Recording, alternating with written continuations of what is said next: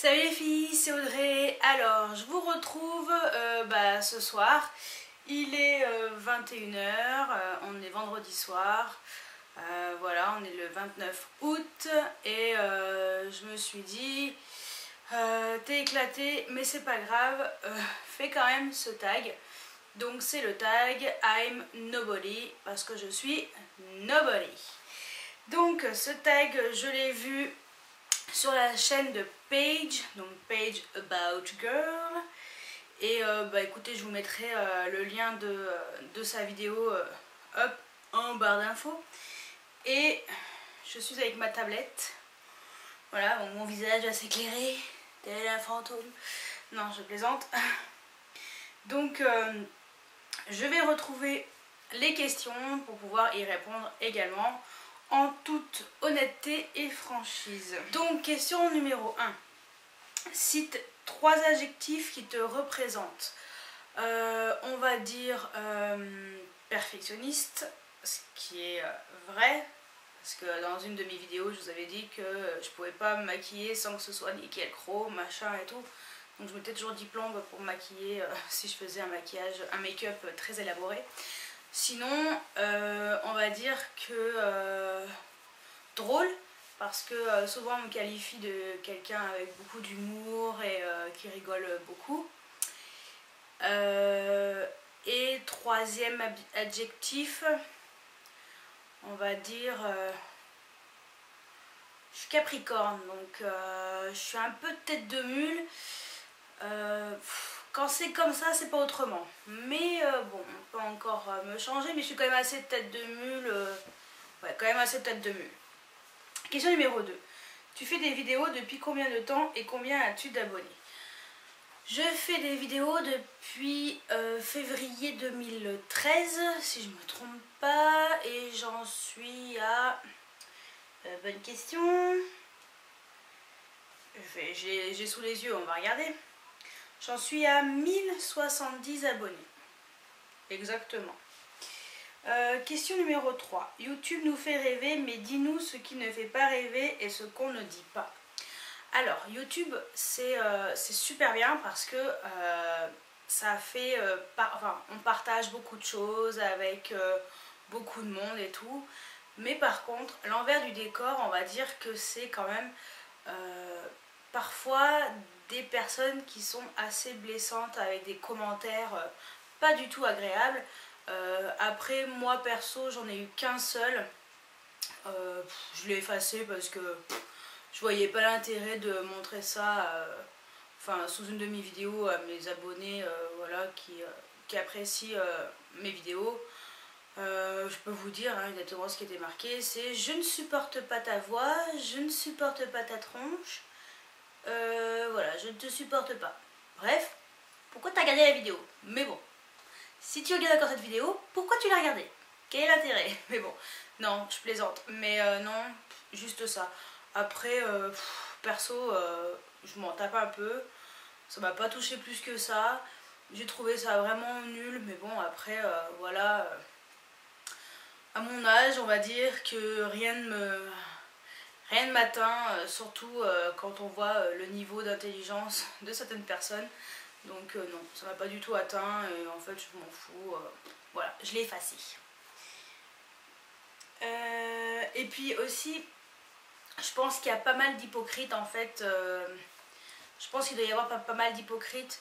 Moi c'est vrai que je parle avec quelques-unes de mes abonnés que j'aime bien, voilà, et on discute un petit peu, on échange des choses et tout, mais je pense qu'il y a certaines youtubeuses qui ont beaucoup d'abonnés qui doivent vraiment être entourées d'hypocrites, genre ouais t'es trop belle, et puis en fin de compte ouais elle sert à rien, elle est trop nulle avec ses vidéos et tout.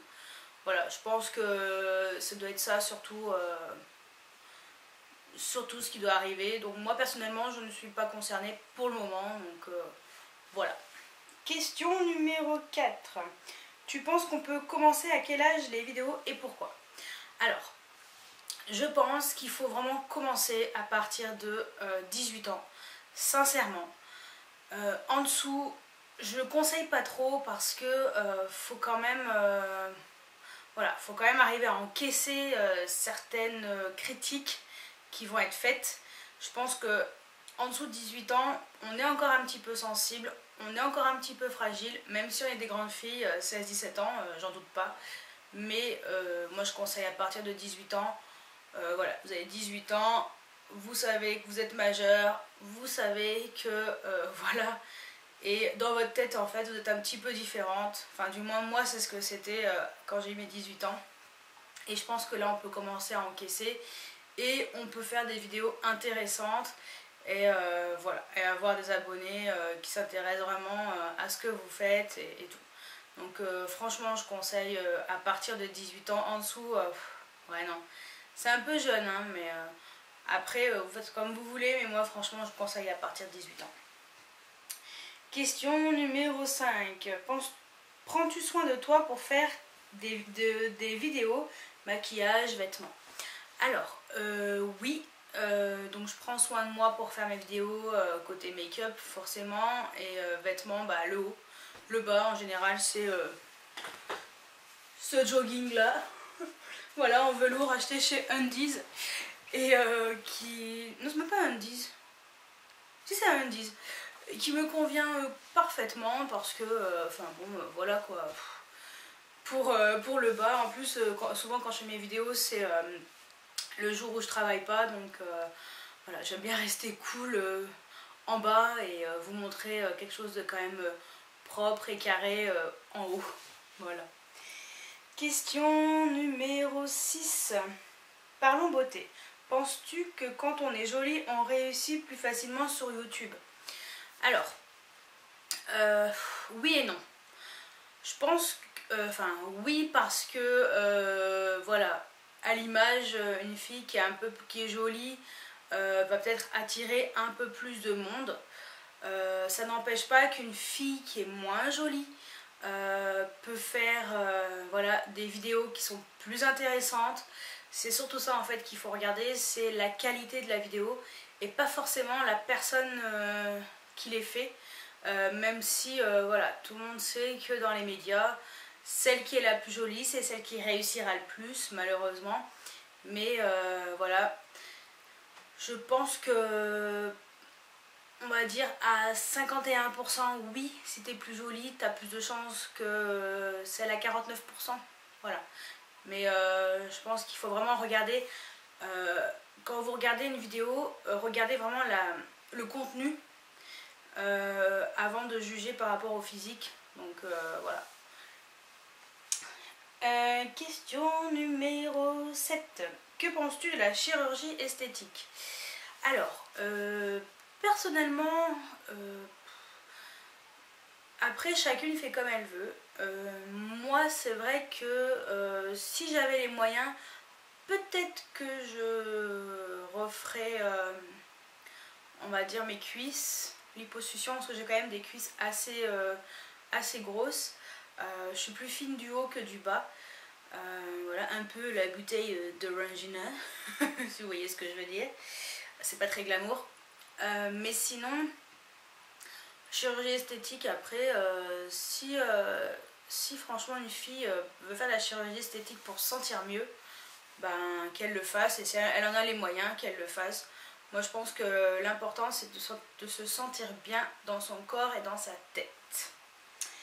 Question numéro 8. À quel âge as-tu commencé à te maquiller et si c'était à refaire, le ferais-tu plus tôt ou plus tard? Alors, moi j'ai commencé à me maquiller, j'avais... Oh, je me souviens même plus, c'était au collège. Au collège... Ouais. Non, au lycée. Au collège, non, j'avais pas droit au collège. Mon père voulait pas. Donc je devais avoir 16 ans.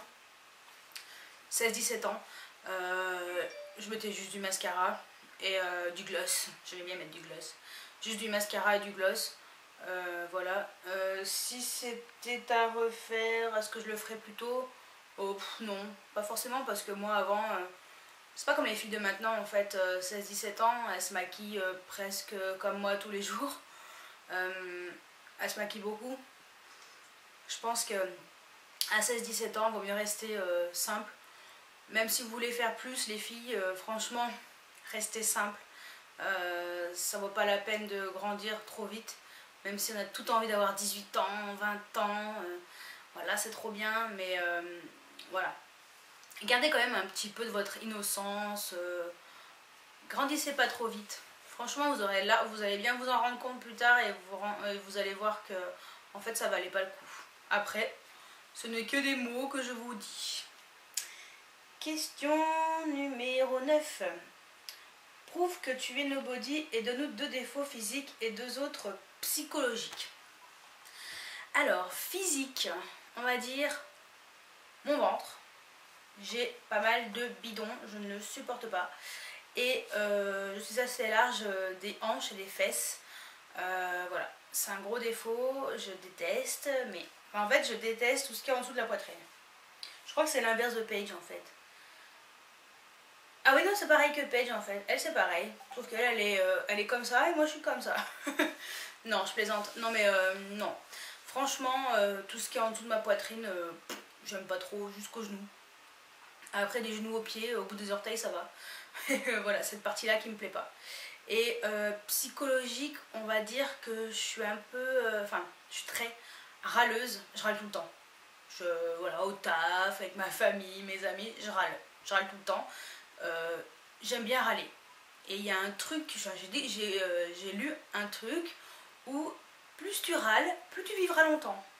Donc je pense que je vais vivre plus vieille que Jeanne Calment. Voilà. Et le deuxième défaut psychologique, je réfléchis, j'en ai tellement que voilà, faut que je réfléchisse. Angoissée.